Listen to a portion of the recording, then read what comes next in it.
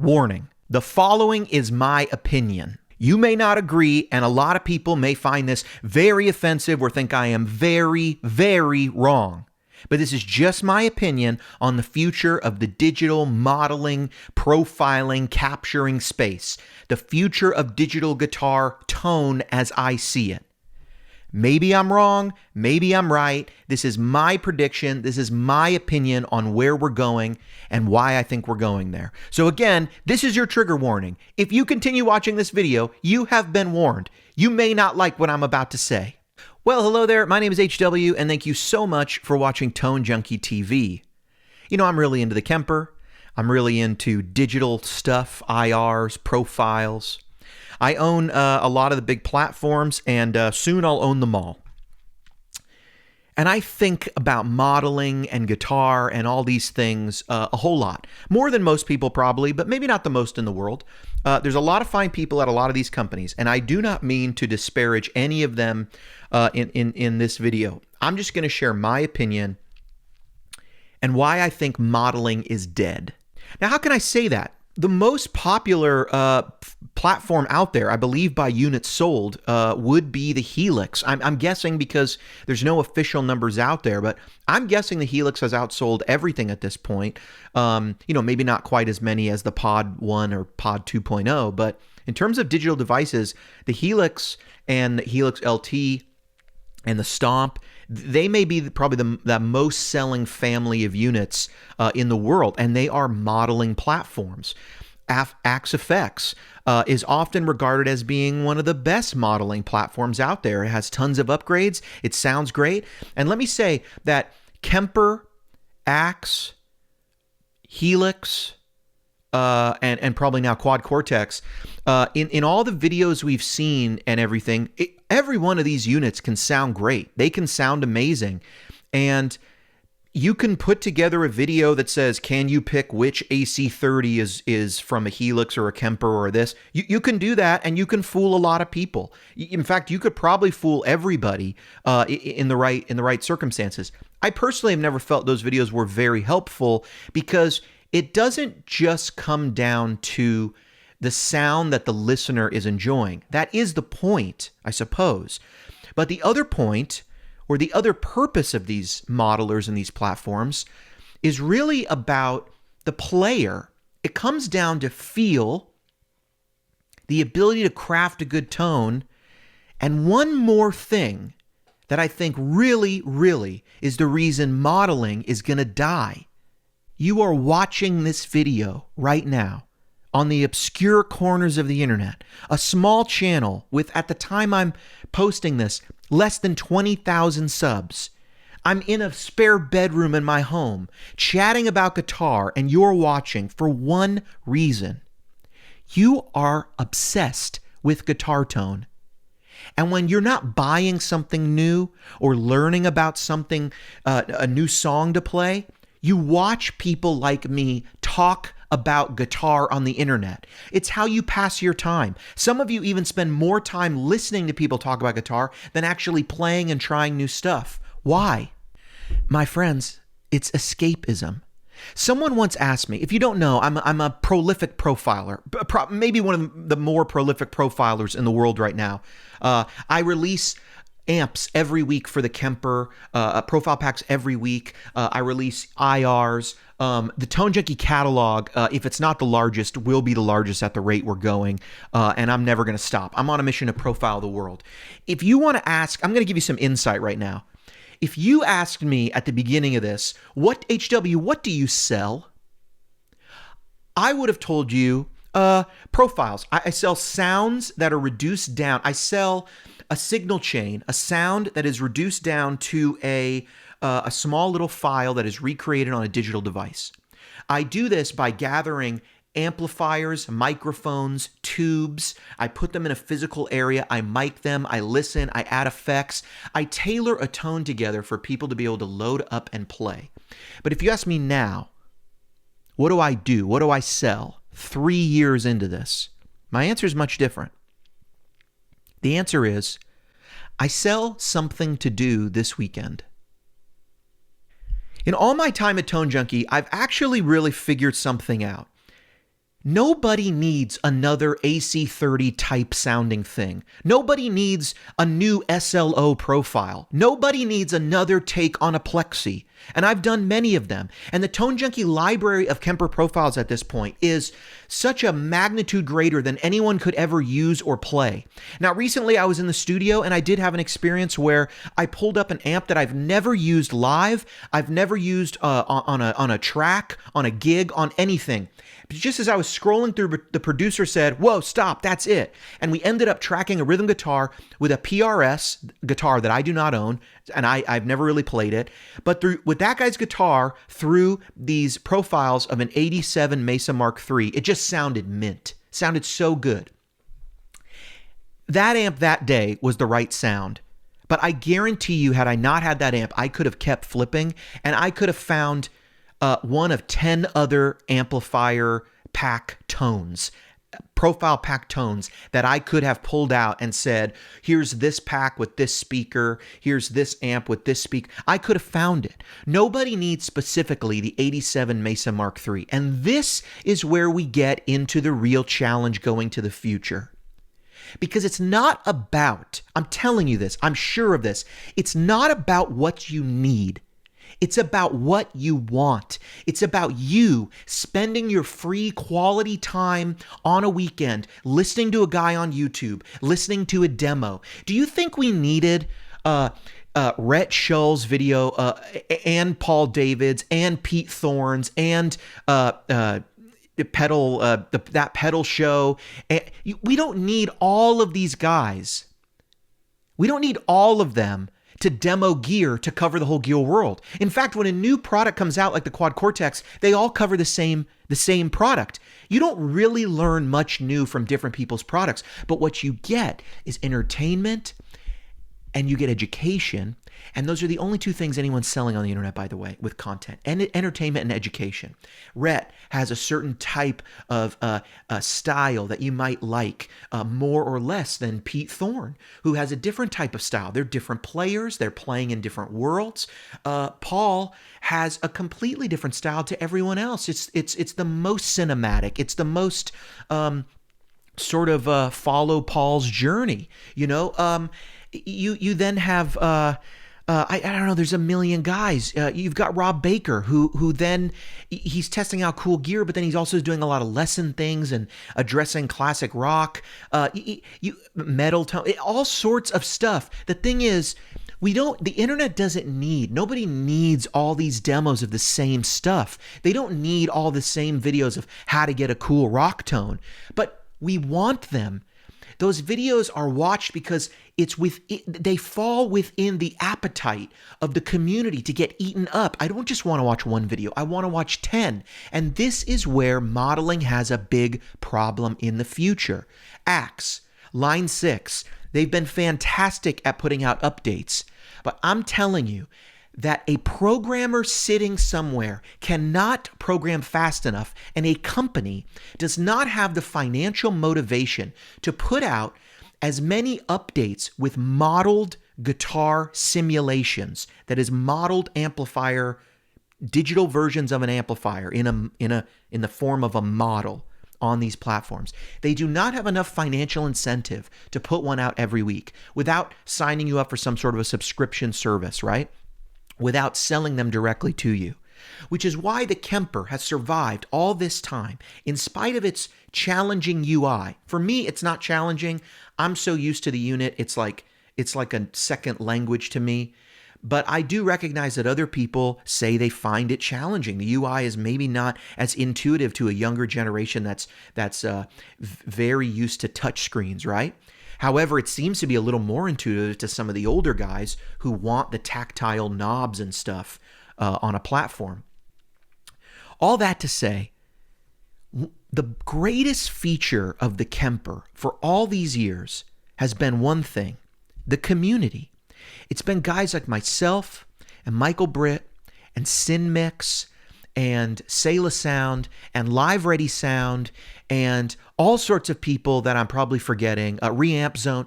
If I'm not mentioning your profile, company or whatever, forgive me. It's not that I don't know who you are. It's not that I don't consider you someone in the game. There are many, right? There are some that pop up and go away. There are some that stay in it long term. There are some that are very strong in one genre or another. And that is really a very interesting point. All of these profilers have sort of come into the Kemper and carved out for themselves a specific genre or something. Do I consider Sin Mix to be my competition? Have you ever heard a Sin Mix profile compared to a Tone Junkie profile? We are on different planets, Gregor and I. I mean, we're not even in the same. It's almost like we're playing different instruments, right? I mean, I'm like trying to profile, every iteration of a Vox that came out in the 60s, and that dude has got modern metal, chugga chugga, does it, gent kind of stuff. But that is why the community is so rich. Whereas, take the Helix, for instance, we are limited to what they put out. And they are dealing with this challenge. They have a broad user group, which includes classic rock dads, the praise and worship community who just want a million delays and spacey reverbs. Then you've got metal guys, right? And they're only going to put out so many new amps at a time. Do you think the metal guys were super excited about the King of Tone, the Heir Apparent, being released for the Helix? They didn't care, right? They were excited about the Horizon Precision Drive that got added in there. So yes, Line 6 and probably Axe to a degree is listening to the breadth of the user base, and Axe is experiencing a widening user base. There's a lot more guys getting into that in the worship and blues world, I noticed lately, now that the FM3 is out.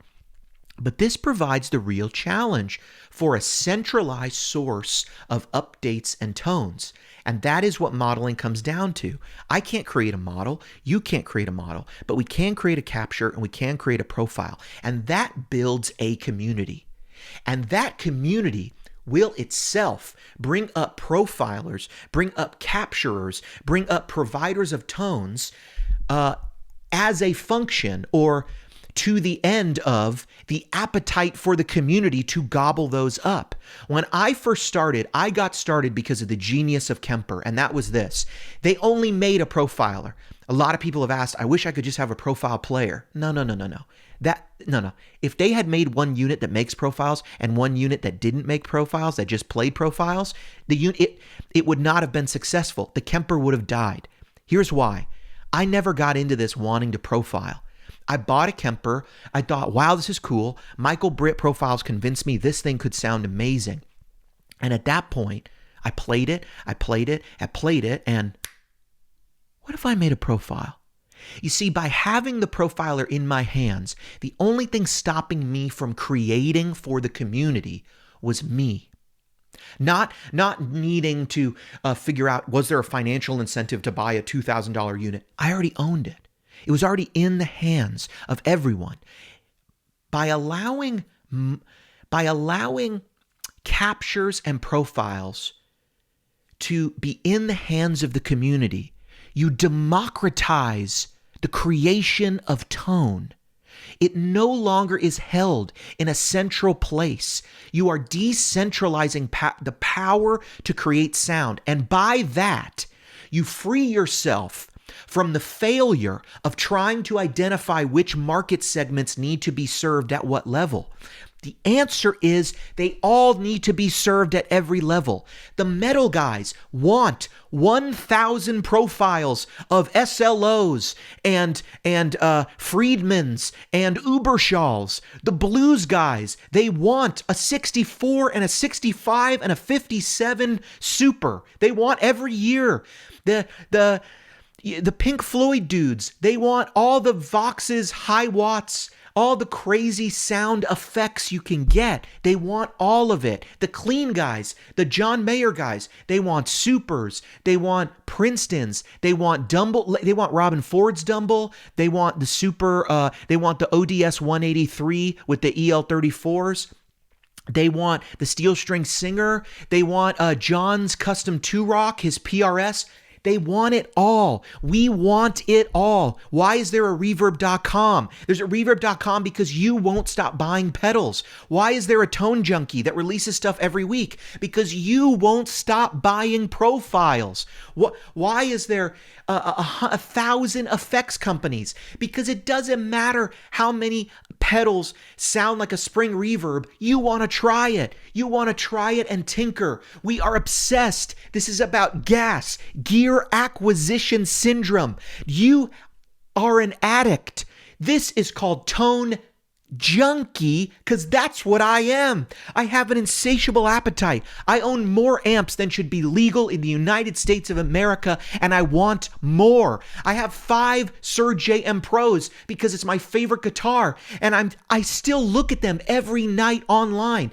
The only reason you don't own more gear is because your wife won't let you, or you don't have the money. But guess what? At the end of the month or the week or the end of the quarter, you will have more money. And if they send you more stimulus checks, you'll buy another guitar. That's what you're going to do. I can guarantee you are going to buy more gear. And you know that too. You know how obsessed you were. And so the challenge becomes this. Look at Helix, for example. If you go on any of the forums, you see that some models are viewed as being superior to others. Why is that? Because I can mic a twin up to sound fat or very cool and very bright, right? I can mic an AC30 to sound 10 different ways, but guess what? There is no one sound of an AC30. A 62 AC30 is non-top boosted. A 66 is all the way top boosted. And that's very different than even the top boosted version of an AC15, which sounds nothing like it. And I've played every AC30 variant amp. Everything sounds like here's the boutique world in a nutshell. Every AC30, every amp, it's kind of AC30-ish, AC30-ish. I used to believe that nonsense drivel until I bought real vintage AC30s, and then I realized nothing sounds like this. Matchlesses do not sound like AC30s. Benson amps do not sound like AC30s. Nobody's AC30 channel in an amp sounds like a vintage AC30. 90s AC30s don't even sound like vintage AC30s.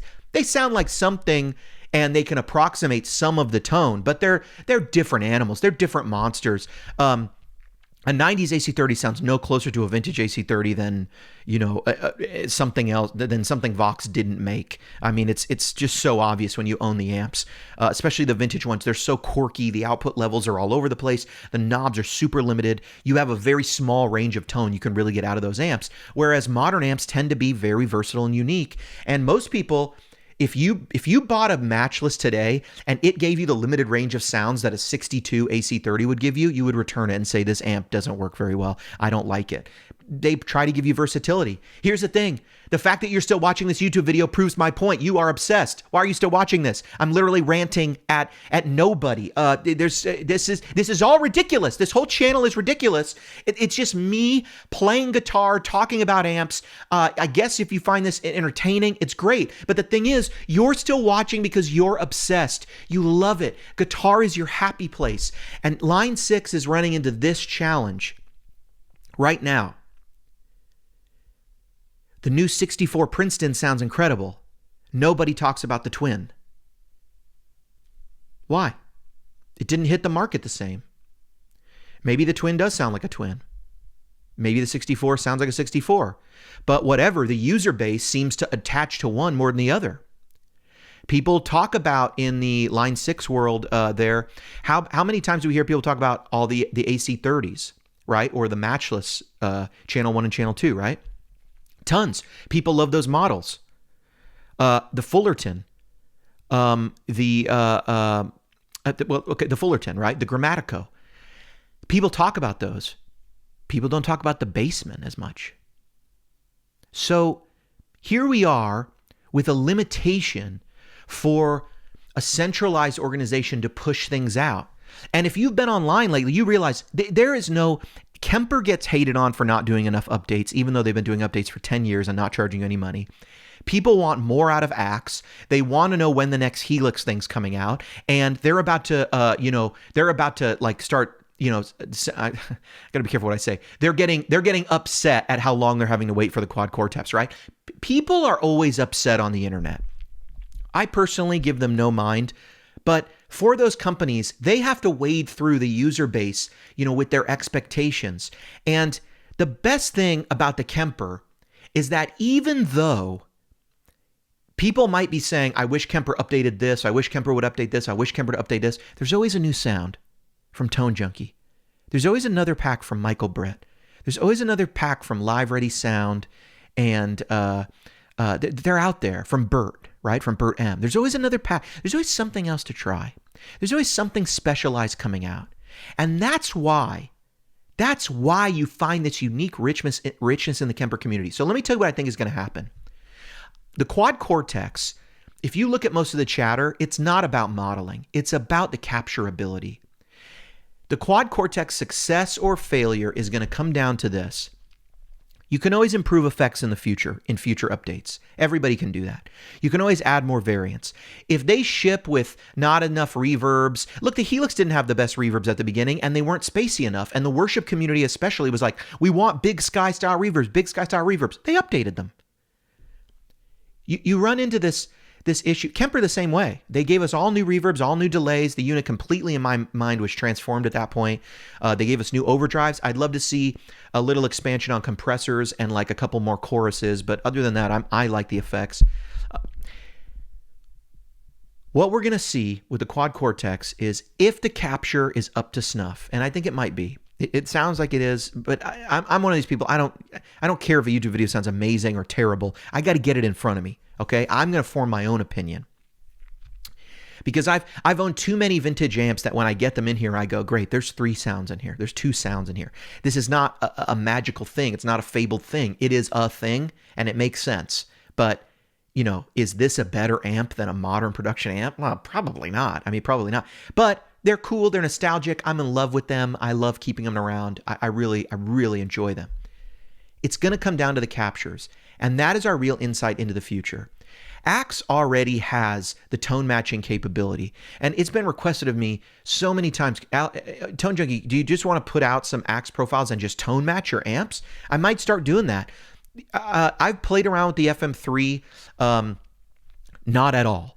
I had an AX8. I thought it was a great unit. I just wasn't really using it. I got rid of it. Every Axe thing I hear sounds great. The Helix has grown on me a lot. I at first didn't really get it, but it really can sound amazing. I really had to, in my mind, just put it in this thing. There are some models that I think are great, some models I don't think that are that great. And that leads me to this conclusion. If capture and tone matching is available, we're going to go there. Because ultimately, everybody who's watching this video and downloads Tone Junkie profiles, they want something to do this weekend. They want to try. I played a 62 profile, but I want to try that 66. HW made a video. He said it sounded different. He said that the 62 is more this way, 66 is more this way. I want to try it with my guitars. If they didn't load that into the modeler, well, then we're stuck. And even if they do bring out new stuff, they're not going to do that more than once every couple months. The magic is in the democratizing of the tone. That is it. Democratizing the sound so that worship guys can use a platform to create worship stuff. Blues guys there's a platform to create blues stuff. Metal guys have a platform to create that stuff. That's why platforms are the most valuable right now. Because you crowdsource the development and the specialization, and that allows you to hit not just the bulk of the market, but every niche.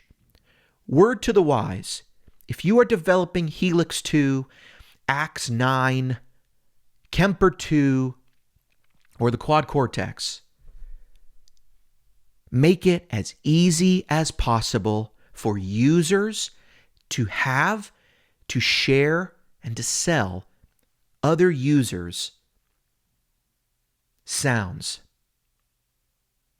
You will sell a megaton of hardware.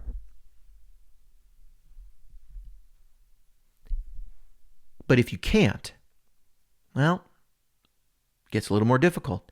You got to have a plan for all the niches to be served. However you do that on your platform. Now, HW, can't people create models of this sound or that? Yes, but Axe has tone match. So there's an infinite amount of tone matching you can do. So to me, they fall a little less in this category. But to me, the real challenge is going to be Helix 2 or Helix right now, strictly a modeling unit. That guy's got a SX30 patch. This guy's got an SX30 patch. This guy's on it. Once you buy 2 or 3, you start to go, well, if it doesn't come with an IR, I can just sort of see where they put the knobs. I don't know. That's just my take. This is what I think. Helix 2, I don't think it's just going to be a modeling unit. And if it is, I think they should pivot immediately. Axe, I think they really need to double down on tone matching and sort of capturing existing amps. Whether they do that by the unit finding an appropriate, sort of model or not, that's fine. Kemper and Kemper 2, I don't know what's going to happen with Kemper 2. I don't know what's going to happen with Kemper when there's a new thing coming out. I have videos on that, but they're not going to, I think they're too smart to abandon previously made profiles. They understand the real value of the Kemper is in the community. They've created a platform that people can then build on top of. Quad Cortex, Doug has some really interesting ideas. I'm very intrigued. I just want to get a unit in my hands. I'm dying to get a unit in my hands. I've been HW.